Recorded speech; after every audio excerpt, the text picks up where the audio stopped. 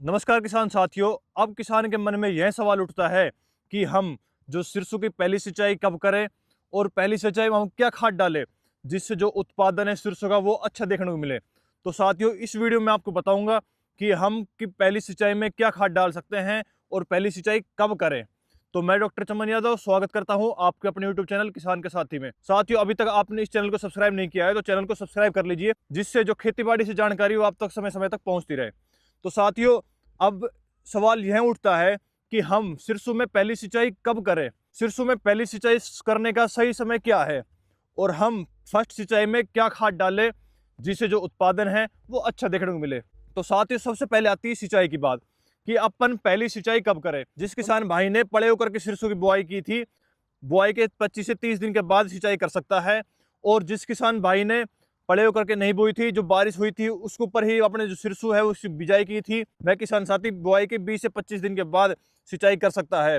क्योंकि जो बारिश हुई थी उसके ऊपर जो उससे क्या है, थोड़ी नमी कम रहती है, जिससे जो अपनी सरसों है वो थोड़ी तिलमिलाने लग जाती है, मुरझाने लग जाती है, पानी की कमी दिखने लग जाती है। दूसरा, अभी एक सवाल किसान के मन में यह आता है कि हम पहली सिंचाई में क्या खाद डालें जिससे जो हमारे सरसों का उत्पादन है वो शानदार देखने को मिले, तगड़ा देखने को मिले।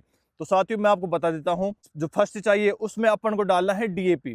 जिस किसान साथी ने बुआई से पहले डीएपी नहीं डाला था तो वह अब डीएपी डाल सकता है। डीएपी में क्या होता है? डीएपी में होता है नाइट्रोजन प्लस में फास्फोरस। नाइट्रोजन जो कि पौधे की वृद्धि में काम, पौधे की बढ़वार में काम करता है, और जो फास्फोरस है पौधे की बढ़वार में, ऊपर बढ़वार में प्लस में जड़ बढ़वार में, दोनों में काम करता है। और जो सल्फर है, वो सल्फर क्या काम करता है?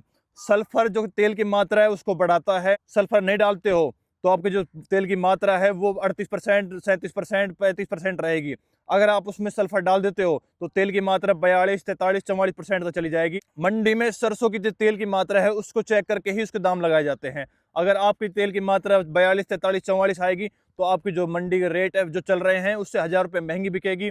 और आपकी जो सरसों की जो तेल की मात्रा है वो 35, 36, 37% आएगी तो मंडी में जो टॉप रेट है उससे 1000 रुपये कम बिकेगी। तो साथियों, अपन को सल्फर डालना जरूरी है।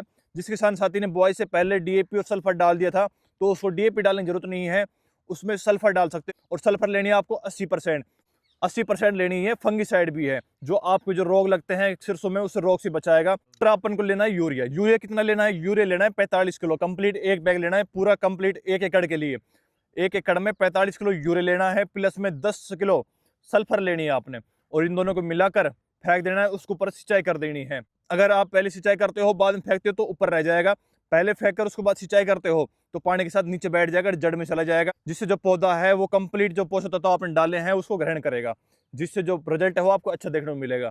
और साथियों, जिस किसान साथी ने बुआई से पहले डीएपी नहीं डाला था, सल्फर नहीं डाली थी, वो किसान साथी प्रति एकड़ 25 से 30 केजी डीएपी ले सकता है, प्लस में 1 कट्टा यूरिया का ले सकता है, उसके साथ में बेंटोनेट सल्फर ले सकता है 10 किलो। इन तीनों चीज को मिलाना है, ये प्रति एकड़ की डोज बताइए, इन तीनों को मिलाना है और कंप्लीट खेत में फेंक देना है, ऊपर सिंचाई कर देनी है।